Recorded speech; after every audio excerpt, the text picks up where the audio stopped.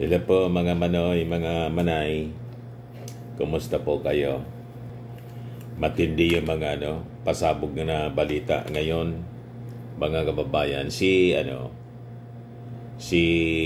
Charlie Atong Ang, yung negosyante, saka si Gretchen Barreto, direkta na po na pinangalanan na sangkot sa missing sa Bungeros. Ngayon, pumalag si Atong Ang, mga kababayan. Magpa-file daw siya ng kaso, cyber libel, doon sa alias Totoy. So, yun ang pag-usapan natin, mga kababayan ngayon. Ibigay ko muna sa inyo yung istorya. Kape muna tayo. Ay, hindi kape. Di pala. Paragisti.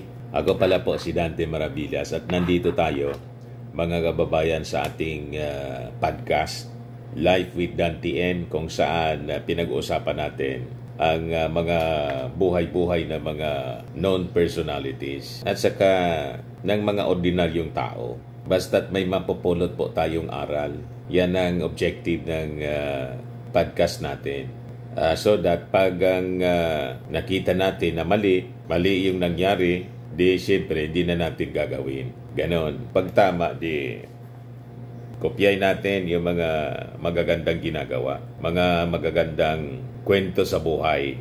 Di ba? So kung hindi pa po kayo naka-subscribe dito sa ating bagong channel, click subscribe po ninyo, Life with Dante N.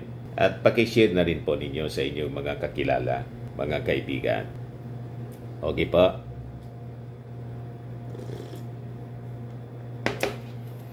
Diyan sabi dito, mismo pala yun na chief security ni Atong Ang, yung nagbulgar sa kanya na siya yung mastermind. Security Chief links Atong Ang and Gretchen Barreto to missing sa Bungero abductions.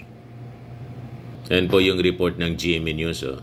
Exclusive, Julie Dondon Patidungan, one of the accused in the case of missing sa Bungeros, has identified businessman Charlie Atong Ang as the mastermind sa pangkikidnap, abductions ng mga missing sa Bungeros.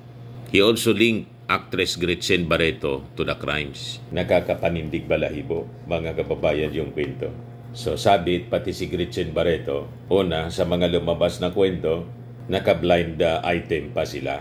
Pero ngayon talagang pinangalanan na. So ito, mga kababayan, yung sinasabi ni DOJ Secretary Boying Rimulya na makikipag-usap siya kay Supreme Court Chief Justice Alexander Gismondo kasi base sa sinabi nitong star witness po, magiging star witness na po itong whistleblower po, pati yung Supreme Court may connection daw. Malakas ang koneksyon ng mastermind. So, siyempre, mayaman siya, kilalang tao, that is normal.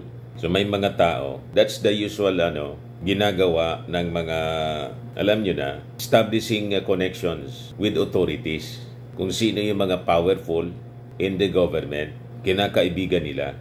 Ganon, mga kababayan. Kaya pala, sabi ni DOJ Secretary, hindi ako makikipag-usap kahit kanino sa kasong ito.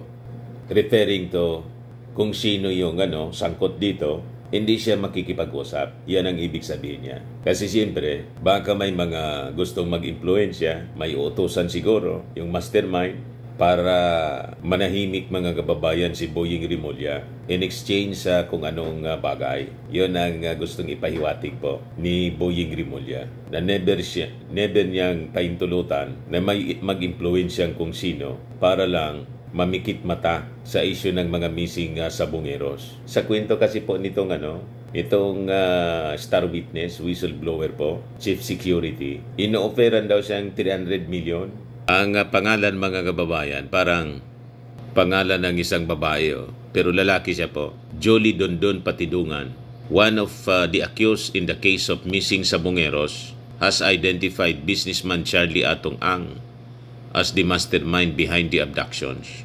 Sa report, mga kababayan, exclusive interview ni Emil Sumangil on 24 oras, nilink din ni Patidungan ang actress na si Gretchen Barreto to the disappearances. Siya man lang kasi po yung very close kay Atong Ang. Alam na ninyo kung bakit very close and very powerful pa rin. Very powerful din po siya. Malakas yung influensya. And kahit hindi pa po pinapangalanan ng whistleblower yung si Gretchen Barreto, naulaan na agad ng napakaraming mga netizens. Kasi sabi, isang kilalang actress niya involved sa missing sa Bungeros, isa man lang po yung nakikita or dalawa sa mga known personality sa showbiz na naghihimas ng manok. Di ba? Na-picturean po na-publish sa mga known mga kilalang broadsheets. So una na binulgar ni Patidungan yung mga missing sa Bungeros or cockfight watchers, lahat sila patay na. Dati siyang chief security in Ang's Farms and Cockfight Arenas. So sabi po ni Patidungan, si Mr. Charlie Atong Ang niya. And then Eric De La Rosa, Engineer Celso Salazar. Sila niyang mga utak, mastermind sa mga nawawalang sa Bungeros. Matindi po itong kasong ito. Talagang susubaybayan nito mga kababayan ng napakaraming mga Filipinos kasi celebrated case po ito. Ang dami na victims, more than 100 sa Bungeros po yung missing. At ang sabi, lahat na ito patay, nilibing sa ilalim ng inihulog sa Taal Lake. So kailangan pa nahingi ng tulong mga kababayan ng mga divers saka gagamit ng Japanese technology sa pagsisearch, pag-retrieve sa mga bangkay ng mga nawawalang sa Bungeros po. So sabi ni Patidungan, si De La Rosa niya yung nagmo-monitor sa cockfights for cheating at siya yung nagre-report sa mga nahuhuli kay Atong Ang.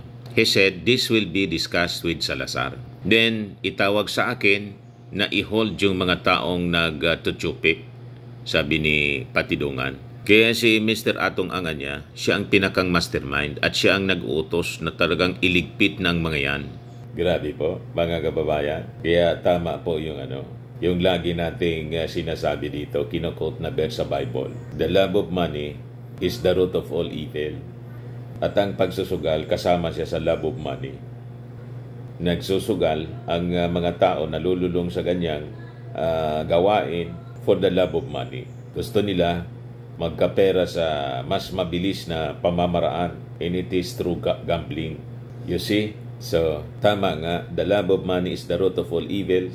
Dahil po sa mga grabing pagnanasa sa pera, nakagawa ng krimen.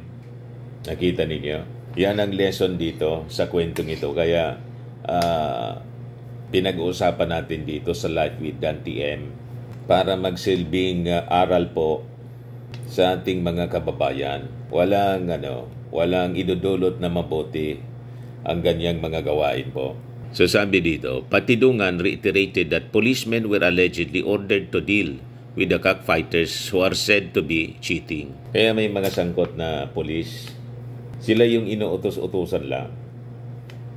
Yun ang nakakalungkot. Ngayon, itong si Patidungan, under protective custody na ni General Torre. Kaya nang ma-interview itong si Patidungan, lumakas yung loob niya na magsalita ng kanyang mga nalalaman. Kasi siyempre, very powerful yung negosyante na si Atong Ang. So pagbubulgar po ni Patidungan na itong si Gretchen Barreto, completely aware sa mga naganap. Sabi niya, 100% po na may kinalaman siya, gawa na lagi silang magkasama ni Mr. Atong Ang. Ang panawagan ko lang, makipagtulungan na lang siya sa akin. Ayan si Gretchen Barreto, laging ang kasama ni Atong Ang. Hinawakan ang manok na pula ni Atong Ang. Ito yung nag-viral na video ni Gretchen Barreto. Inahabol niya yung manok.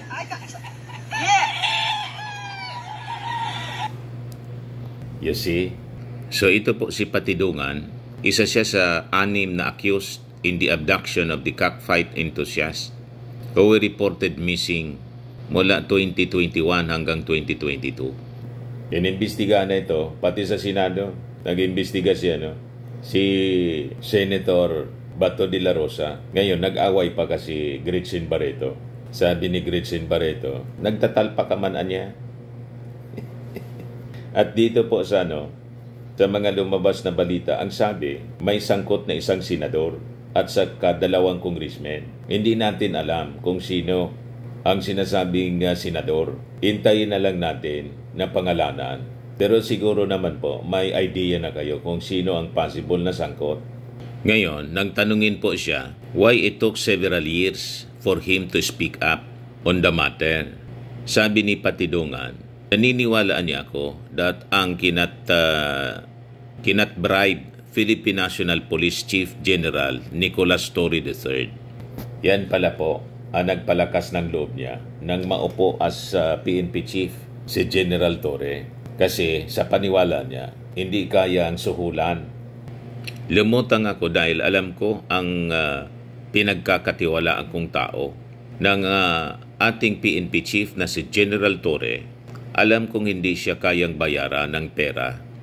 Hindi kayang bayaran ng pera yan. Further, he affirmed that he has nothing to do with the abductions. Sa totoo lang, wala akong kinalaman. Wala akong kinalaman dyan. Isa lang akong utosan niya na bilang farm manager. Ngayon, in a separate report mga kababayan, nag-react na si Atong Ang. Nagbanta, nakakasuhan niya itong si Patidongan.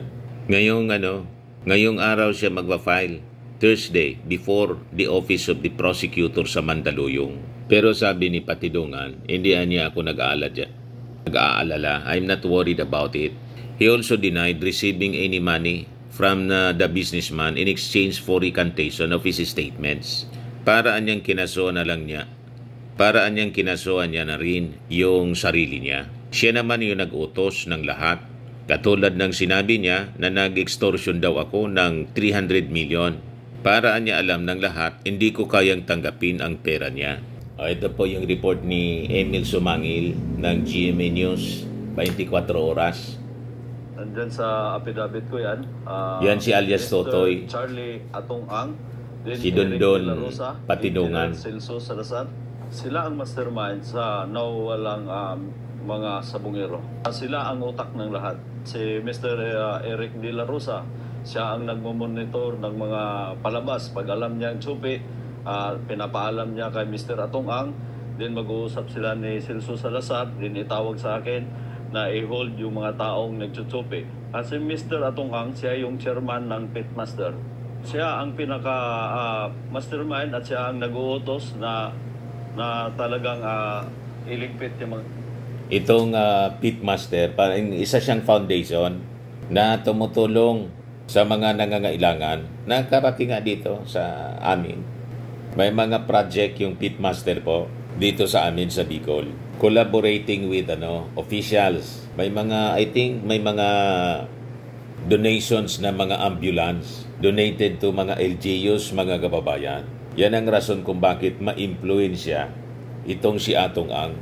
Marami yung mga natulungan ng Pitmaster. And I think pati yata PNP. Kaya malakas siya sa PNP. Lalo nung previous administration po. 2021 ito nagsimula. Katulad ng sinabi ko, may mga taong membro ng PNP na inuutusan para kumuha doon sa venue. Sa mga taong nagtaka, bakit ngayon lang ako lumutang? Ngayon, lumutang ako dahil alam ko ang pinagkatiwalaan kong tao na ang ating PNP chief na si General Torre. Alam kong hindi niya kaya bayaran ng pera yan. Ano naging papel mo dito sa meeting sa Bungero? Ba't ikaw ay kasama sa kinasuan? So, ibig sabihin, yung mga previous PNP, wala siya masyadong tiwala. Yan ang ibig sabihin niya. Sa totoo lang, wala akong kinalaman dyan at isa lang akong utusan niya na bilang farm manager. Ikaw pala kakasuhan bukas ni Atong Ang. Ano masasabi mo? Parang kinasuhan niya na rin yung sarili niya dahil ako kakasuhan niya ay siya naman nag-uutos ng lahat. Katulad ng sinabi niya, nag-extortion daw ako ng 300 million para alam ng lahat, hindi ko kayang tanggapin yung pera niya. Sinabi niya na nga sa social media na bilyonaryo ako. Patunayan ko na lang na ako isang bilyonaryong mini. Yun lang ang masasabi ko sa kanya. At saka Mr. Atong Ang, sabi na nga ng mga matatanda na huwag ka na magtago sa palda ng nanay mo. Binigyan mo ako ng papel na para pirmahan ko yung recantation ba yun? Recantation. Binigay mo sa akin kapalit ng pera. Sabi ko, hindi ko kayang tanggapin yan dahil buhay ko at buhay ng pamilya ang nakataya dito. At 3 days ago daw, pinapapirma siya ng recantation. Kasi di ba, una, ang lumabas na mga kwento, blind item pa, alias Totoy lang siya. Yung kwento niya, ni DOJ Secretary, Boying Rimulya. Pero ngayon, nagpakilala na siya ng full name niya, ng kanyang identity, kasi nasecure na siya, mga kababayan, ni General Torre. Ano ng mga pamilya ng mga nawawalan sa Bungiro? Sino yung babaeng artista na ito? Yung artista na yan, walang iba kundi si Miss Gretchen Barreto. 100% na may kinalaman siya at gawa na lagi sila magkasama ni Mr. Atong Ang.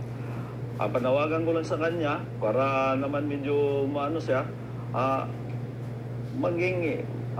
makipagtulungan na lang siya sa akin. Sa mahal kong presidente, BBM, sir, sana pakinggan mo naman yung mga pamilya ng namamatayan. Ito na yung pagkakataon na tulungan niyo ako dahil lahat ng sinasabi ko dito, walang kasinungalingan at walang pirang kapalit dito. So, 4 na affidavit of recantation yung pinapapirmahan sa kanya. Hindi pumayag, mga kababayan, itong si alias Totoy, si Julie Dondon Patidungan. O ngayon, ito yung balita ng ABS-CBN, mga kababayan din. Sabi dito, ngayon lang 30 minutes ago, mag-aain ng reklamo ang negosyanteng si Atong Ang laban sa mga whistleblower na nagsabing sangkot umano siya sa kaso ng mga nawawalang sabungero. In a statement, ang scam said, a complaint against Julie Dondon Patidungan and Alan Bantiles alias Brown will be filed Thursday morning ngayon before the office of Mandaluyong City Prosecutor Arthur Magpantay. The complaint alleges that Patidungan and Bantiles conspired, nagsabuatan daw, to commit attempted robbery with violence and intimidation, grave threat, grave coercion, incriminating against innocent persons, and slander against Ang. The two have reportedly been implying Ang's alleged involvement in the case of missing sabungeros. So, buniltahan ni Atong Ang, mga kababayan, itong si Patidungan at may isa pa, si Bantiles. Sabi ng kampo ni Atong Ang, this has tarnished niya his dignity and reputation, causing anxiety and stress to his family. Ako, tingin ko po, mga kababayan, this is another Pastor Kibuloy and Tebes case. Yan ang kahihinat na nito, mga kababayan. Nakita ninyo si Pacquiao saka si Tebes nakulong. Pero siyempre, depende sa lakas ng kaso as a result ng ginagawang investigasyon ngayon ng DOJ. The accusations against Atong Ang are entirely false, baseless, and malicious. He categorically and unequivocally denies any involvement in the alleged unlawful, heinous, and criminal acts that have recently been reported and linked to him. So ang tanong ngayon, kung hindi si Atong Ang yung mastermind, tulad ng sinasabi ni Patidungan, dapat may ibang personalities. Kasi yung crime, nangyari na po. At madami yung mga naging biktima. At ang sabi, kaya nga kailangan mapatunayan. Importanteng mahukay o ma-retrieve. Kasi inulog lang siguro. Baka may pabigat. Inulog lang kasi alangan maghukay ka sa ilalim ng tali. So malamang sa malamang, tinalian ng pabigat yung mga bangkay ng missing sa Bungeros. Inulog doon sa para hindi lumitaw sa tali. So yung mga missing sa Bungeros, patunay na may heinous crimes na nangyari. So ang tanong, nagdi-deny si Atong Ang, kaya nga siya magpa-file ng kaso ngayon. Kung hindi siya ang involved, sino? At bakit gagawin yon ng kung sinong tao? And he must be very powerful. At anong interest niya? Bakit niya yun gagawin? Di ba po? Yun ang mga tanong diyan. Ang camp likewise appeals to the public and the media to respectfully urge everyone to refrain from spreading misinformation or drawing conclusions without evidence. So tayo naman, dati akong nasa mainstream media, wala tayong conclusion dito. Nagkikwento tayo based sa mga official reports ng mga authorities and from the mainstream media mismo na mula din sa bibig ng testigo. So, ganun po. Kasi alam naman po natin bilang isang media personality for many years. Pag hindi pa po napatunayan after trial sa korte, the accused is presumed innocent until proven guilty beyond reasonable doubt. So, ganun tayo. Malinaw yun sa atin. So, ngayon, sa mga lumalabas na kwento, ini-implicate si Atong Ang saka si Gretchen Barreto. They are just suspects. So, tingnan na lang natin ang progress ng investigation po ng ating mga authorities. Kung malakas ang ebidensya. Pag hindi, siyempre, di madidismiss yung kaso. Di ba? So, ganun lang po ang proseso. So, wala tayong konklusyon. Although, siyempre, yung publiko, iniisip, hindi man natin yun, hindi natin saklaw ang iniisip ng ating mga mamamayan with all these stories na lumalabas mga kababayan in relation dito sa missing sa Bungeros. So sabi dito, the Philippine National Police Internal Affairs Service earlier said cannot move forward with a substantial administrative investigation anya into the missing sa Bungeros a case without a sworn affidavit from the key witness who claims that around 20 police officers were involved. So, kung halimbawa totoo ito na may mga involved na mga police officers, malamang nasa payroll. That is the usual, the usual thing na nangyayari. Kahit sa iba pang illegal gambling activities. Ito, legal yung operation. Kaya ngayon, tinanggal na yata. Pero that's the usual. Pati sa droga po. Basta't mga illegal operations, gambling, illegal gambling, weteng, sabong, masyaw, pati yung mga illegal fishing. Laging pag nangyayari po yung mga ganyan, buwelo yung operasyon. Ang ibig sabihin yan, may pagkukonsente yung mga authorities. Lalo na yung police. Ibig sabihin, may proteksyon galing po sa police. Pero hindi naman po lahat ng police, ganun yung gawain. May mga police kasi pong utak sindikato. Gusto rin na yumaman ng mabilis. Ang nangyayari kasi niyan, pag may posisyon yung police, parang yung napapanood natin sa pelikula po, may lumalapit, kinakausap ng mga tao, ng sindikato, tapos may monthly siya. Weekly nga, mga kababayan, most of the time, weekly yung payula. So, hintayin na lang natin mga kababayan, sino ba ito na mga involved na police? Malamang may general po. General, colonel, captain, major. Tapos yung mga sa mabababang posisyon, sila yung inuutos-utosan lang. The suspect identified only as alias Totoy, ngayon po, kilala na, one of the 6 security guards at the Manila Arena who now wants to turn state witness, admitted that the Sabongeros are dead and were allegedly strangled with wire before being dumped in the lake. So yung bangkay, hindi po lumitaw, sigurado may pabigat yon sa katawan.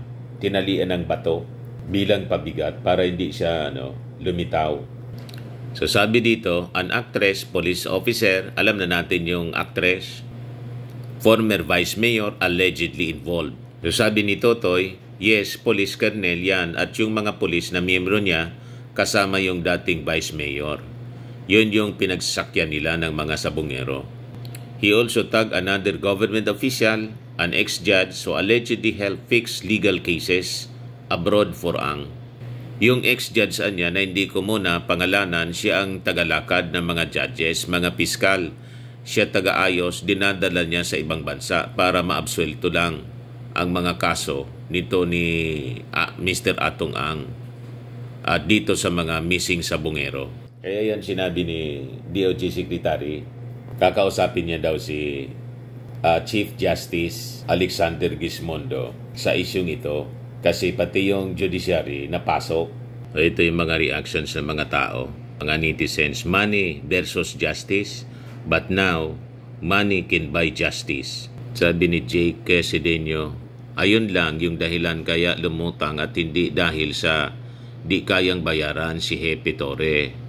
Kung kayang pasunurin para lang sa pangarap na pagiging Chief PNP, ay kaya ding tapalan ng salapi. Doon ako natuloy na parang telenovelang subaybayan ang istorya ni alias Totoy at ang tumbok nito ay politika. May isang senador na idadawit. Di na tayo magtataka kung bandang huli ay sa mga Duterte na naman ituturo ang kasong ito. Nangyari itong nagsimula yung missing sabungeros po. Panahon ni Digong 2021. Nagsagawa ng investigasyon pati sa Senado. Nag-away pa si Gretchen Barreto at saka si Bato de la Rosa. Inaakusan ni Gretchen Barreto si Bato de la Rosa na tumatalpak rin. O ngayon, may balita na may sangkot na isang senador at dalawang kongresista. Anyway, wala man tayo pa na konklusyon kung sino-sino to. Abangan na lang natin.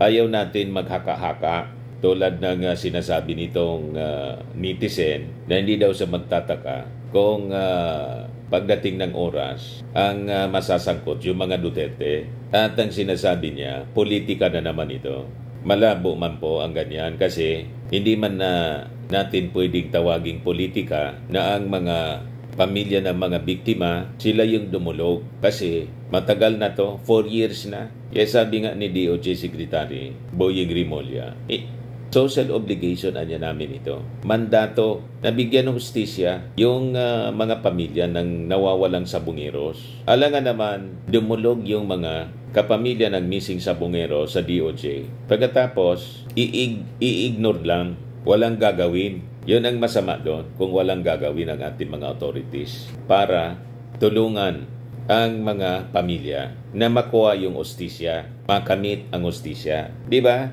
Ipalagay natin kayo ang isa sa mga pamilya ng missing sabungeros. Anong gagawin ninyo? Di ba? Yun ang tanong natin. Magagawa ninyo na inyong mahal sa buhay, hindi ninyo alam kung nasaan na. Kalilimutan na lang ninyo na hindi man lang makamtan ang hustisya. Ang hilinga lang ng mga nanay ng mga missing sabungeros. At least niya alam namin kung saan pupuntahan. Pag na-retrieve, sabi patay na lahat, kung saan pupuntahan yung kanilang mahal sa buhay para sa kanilang pagdalamhati.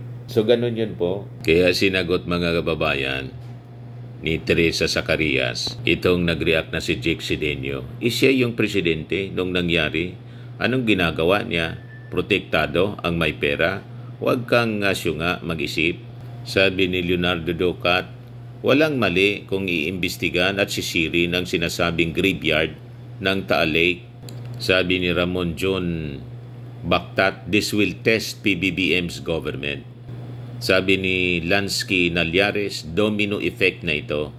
Sabi ni Miller Cañete Sapanta, I'm sure daming madadamay dito. Bakit hindi ito umuusad sa nakaraang taon? Sabi ni John Lonisirio, diyan makikita ang justice system ng bansa kung talagang nakapiring ang batas. Sabi ni Alberto Reyes, dapat yung justice sa atin, huwag magpasilaw sa pera ni Atong Ang. Dapat maparusahan yan, mga pumatay sa sabungero. Dapat nakulong yan si Atong Ang habang buhay at Gretchen Barreto at iba pa.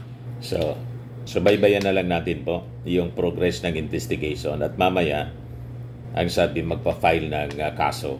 Cyber libel yata. Itong si Atong Ang doon sa witness kay Jolie Dondon Patidongan. So kung hindi pa po kayo naka-subscribe dito sa ating bagong channel, Life with Dan TN, click subscribe po ninyo. Paki-share na rin po ninyo sa inyong mga kakilala. At lagi nating tatandaan, you become what you believe. Bye-bye po. God bless.